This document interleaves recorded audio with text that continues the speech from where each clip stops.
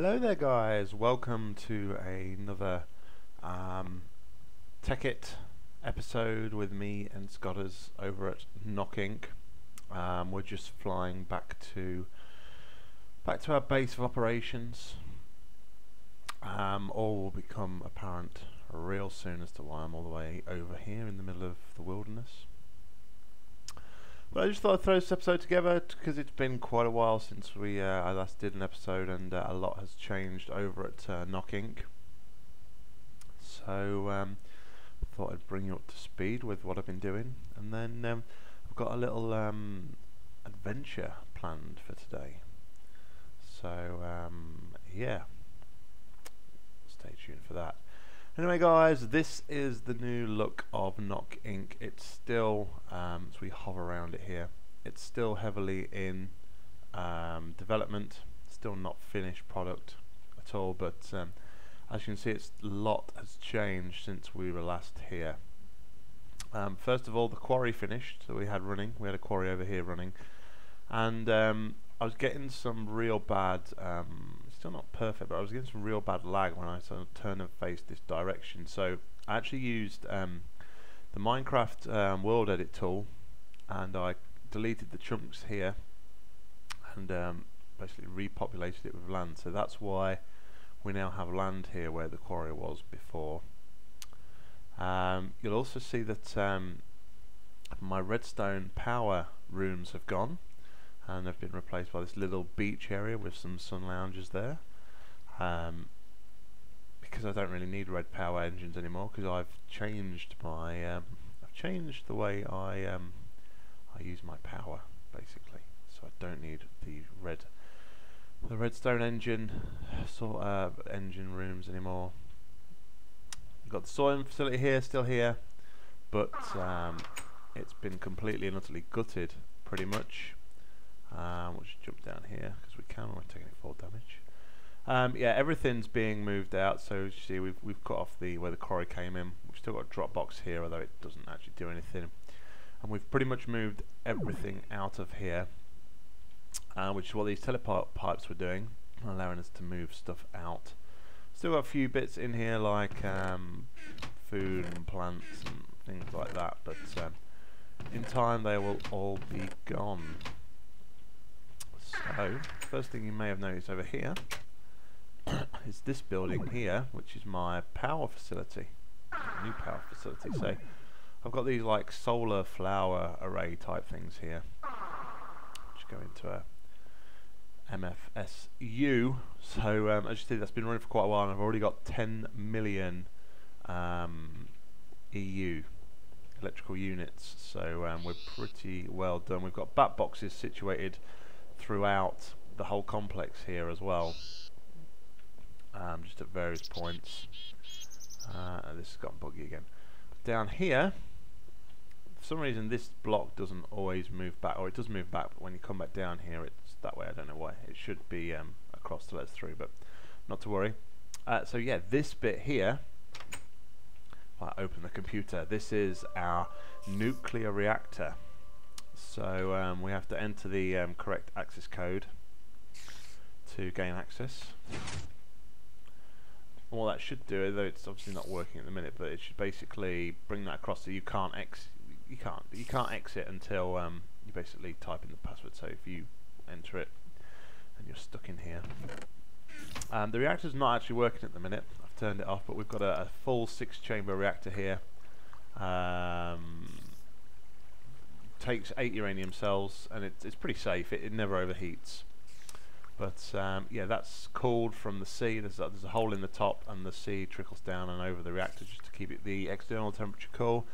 And then it runs underneath, and there's some bat boxes and stuff under here that transfer the power all the way back up to the surface, back through our old tunnel that took the ores to be smelted. And then it joins into the main power grid.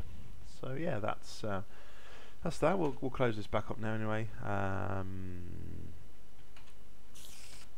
we go. So I wrote a little program, and rather than asking for a straight password, it does it in 3 stages. So it asks for a random, it chooses 3 random numbers, one between 1 to 4, one between 5 to 8, and one between 9 to 12. And it chooses a character at each of those positions for you to access. And if you get it right, it gains you access. So this is the main complex over here now at Nock Inc. This is going to turn into some sort of reception area, I think, maybe. We've got some stairs up here leading to the upper section, which is bare at the minute. You can see all the wiring there for the lights, which is still working. But here, this is going to be my office area. So we've, again, not really doing anything with that at the minute. And then out here, once I've finished working, of course, this will be my laboratory, I decided. So that's where any like transmutation stuff, eventually I'll move my energy collectors from over there to over here. Put them in this lab here, transmutation table, probably even my energy collectors, energy condensers, sorry, even up there. So at the minute here, we've just got here in the floor, we've got a couple of charging benches, so I can basically chuck in my is it working? I can chuck in my mining laser basically into there, and it will charge it for me. There's a Mark 1 and a Mark 3 there. I only really used the Mark 3. Some chest of just items to keep back just in case I needed to transmute anything. I had a recent trip to the Nether where I finally found out a Nether fortress for the first time, and that's where I got my magma cream and my blaze rods from. Alloy furnace over there. Been busy doing so. This has already changed. I've already gone through one iteration of this. Originally, what I had is I had rows of these setups here. So just to run you through, although everything's here, the items would come in through the teleport pipes, and then they would get sorted by the diamond pipes and distributed into the correct chests. Let's put the lights on. So yeah, but I had rows and rows of that, and obviously you're quite restricted. I wanted to keep everything separated in their own chests, so I had like a chest for diamonds, just for rubies, and it was getting a bit too much. And then I watched some catching up with Duncan's Tekkit series over from the Yogscast, and I found that it was more efficient, shall I say, to do sorting with red power sorting machines. So this is the sorting facility as it stands at the minute. So here we go. So as you see, it's busy already sorting away. We're sorting, it's got some iron ingots at the minute, and this is our sorting machines for precious, pipes, wires, clean building materials, raw building materials, machines, chests, wood, natural, powders, dust, fuels, red power bits, food, seeds, plants, dyes, advanced alloys and metals, tools, gold, silver, bronze, gold, silver, brass, refined iron, iron. That sign needs changing, so that's now just iron, tin and copper.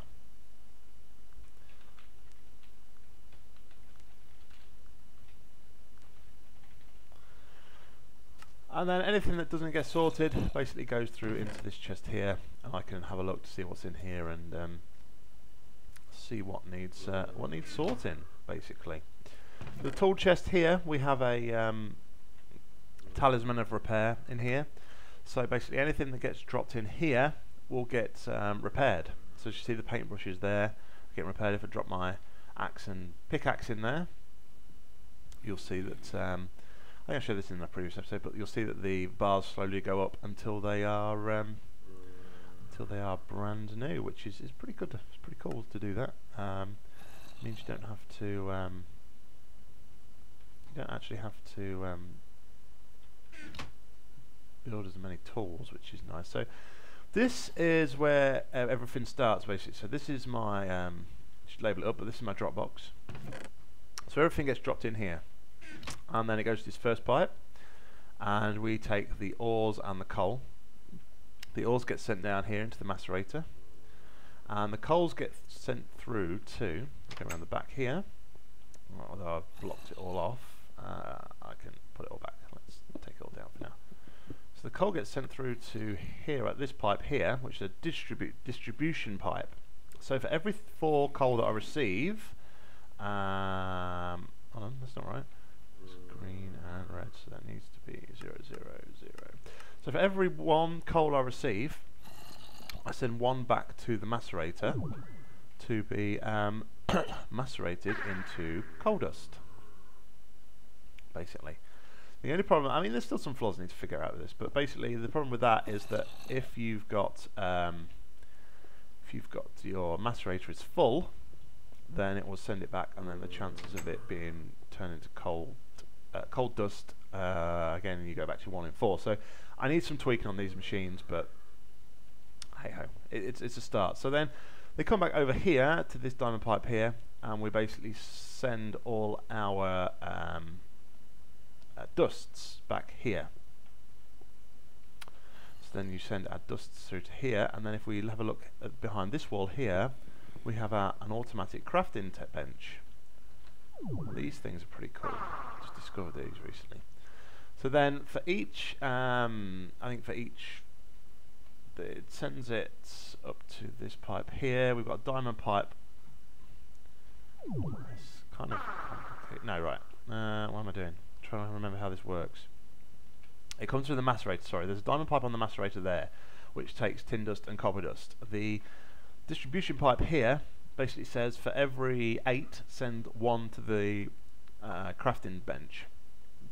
Again, it needs some work because it's not separated for individually. It'll just do for every 8 of one of these it receives, so you might get an uneven split, so I need to work on this. But basically sends it to here, and it will craft it into bronze dust, and then it will send it back up to the pipe at the top, so that once it's up here, everything up here gets sent into the iron furnace to be smelted into bars. Are you following? So once it's been smelted, if it can't be smelted, these insertion pipes take them back up the top and insert them back into there, so they just loop around here. So once it's been smelted, let's take out these blocks here so we can see what's going on. We have another diamond pipe here which takes the iron ingots, because I want to obviously refine, re-smelt some of these into refined iron ingots. So for each, every 8 we get, we send 1 back to be refined. That pipe goes round the back here and joins up here, so that it gets chucked back in there and back into here. Although that's kind of not going to work because I haven't got an refined iron ingot here. And I'll need to take one of those and chuck it in the drop. It was late when I finished this last night, so that's probably why I've missed some things out. So the refined iron will get sort of shot back to here, and then it will get it's not going to be refined iron though, is it? It's going to be iron. Oh dear. See, this is why you run through things afterwards, because you always find flaws with things, and things need changing. So anyway, that should work now. So that'll send any iron bars that are sent back here to be smelted.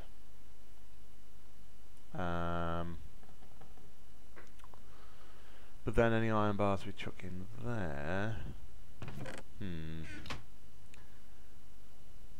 maybe what we need to do is, I think you can do this with this. Take some iron out of here, over here, and set it that every, say, 6, every 7. That's not going to work though, because everything's going to get. I'm going to have to think about that, because obviously if I put any iron in the chest now, at this end, it's all going to get smelted through, sent through here to be smelted. Yeah, I'll have to give that some thought. Not sure what to do about that one, to be honest. Anyway, so yeah, it then gets smelted. Then we've got another behind here somewhere. Where are you? Might be easy to see it from the other side, maybe. Let's go back around the back.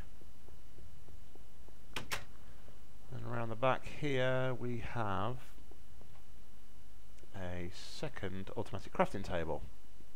which takes refined iron ingots, bronze, bronze and tin, which creates mixed metal ingots, which you need for the carbon plating and stuff like that. So again, there's a filter up there which says send one in every 4 to the thingy. I need to refine that, like I said, because that's got the same problem whereby it's not individually setting it, it's just collectively. So every 4th one collectively will get sent to their crafting tab, so you'll get an uneven split. As you can probably see, I already got like 20 odd in there. So then if we get to here, we can send our mixed metal ingots down here, which will get compressed into advanced alloy, like so, which is what you need to make the integrated carbon plating and stuff. And then finally, if we've got any rubber wood or sticky resin, we get sent down here to the extractor. I'll admit it's heavily based on Duncan's format, although I've tweaked it quite a lot for myself, so that it's more for my needs rather than what Duncan did. But yeah, that's pretty much what I've got so far on this, which is pretty cool, I think personally, but then I would. So then obviously the way the sorting machine works, you paint the pipes and then your sorting machine tags it with a colour output, and then whichever one it outputs, it will assign that colour to it, and it will go through the machine and blah blah, and each sorting machine does the same. We have a buffer here. I only got a buffer on the first one, and what I found is the buffer, basically, if you don't have a buffer on each of these sorting machines, then what happens is these first chests, I'll show you here actually. So we'll do lapis, and Duncan wasn't sure what the difference was when I watched his video, but if I put lapis in, because the buffer is connected to the first sorting machine, the first sorting machine sorts lapis, it will take each item out individually and put it through like that. Okay? If, however, we take something from like one of the other ones, so the next sorting machine, put it in, because it doesn't have a buffer connected to its sorting machine, basically sends it through whole as 7 blocks. So effectively, it's quicker, although we're only going to be feeding items through one at a time from this system, but it's quicker not to have buffers if you can afford not to have them, because it will basically send the whole stack through in one go rather than sending each individual stack through. So yeah, that's what I found there. Around the back here, basically we've got a redstone pulse here, timer which is set to 0.7 of a second. Only ticks on the first sorter, because basically once it's in the sorter, it's pulsed out and the pneumatic pipes just process them through. And then we've got some red power here. We've got a red power solar panels just out the back here, and that are powering these machines. And that's how my sorting machine is working at the minute. Anything that isn't sorted at the moment is sent through to here in this energy condenser, which then I can take a look at and see what needs setting up to be sorted. So that is where I've got up to so far, basically. Got a project table here. These are quite cool. I like this. This is so like an advanced crafting table. So if you put all your materials in here, and for things like that you can't items that you can't stack, it's really great, because you can set it up here and then put all the items that you can't stack here, and then as you craft them, if you do a shift and left click, which I do crafting a lot just to craft everything, it will take all the available resources from here, so it will craft the number of things that you actually want or have available to you. It's a bit like the crafting table Mark III. Obviously they removed that, but no, I think that's pretty cool. So anyway, the little adventure I wanted to go on today, I went to the Nether and found some Nether fortresses, as I explained previously. I used I took my stuff and I got found some blaze rods, a couple of blaze rods, and some magma cream. Because what I want to do is I actually want to find out how to craft Eye of Ender. The reason I want to do Eye of Ender is because I have decided I want to go and have I want to go on a mission to the end, and I found a pretty useful way of finding, well, I wouldn't say easy way to find the end, but a good way to sort of try and find it. So what I'm going to do is I'm going to dig out the recipe for Eye of Ender, and then we'll gather up our resources, and we'll head off. So I'll be back in a minute, guys.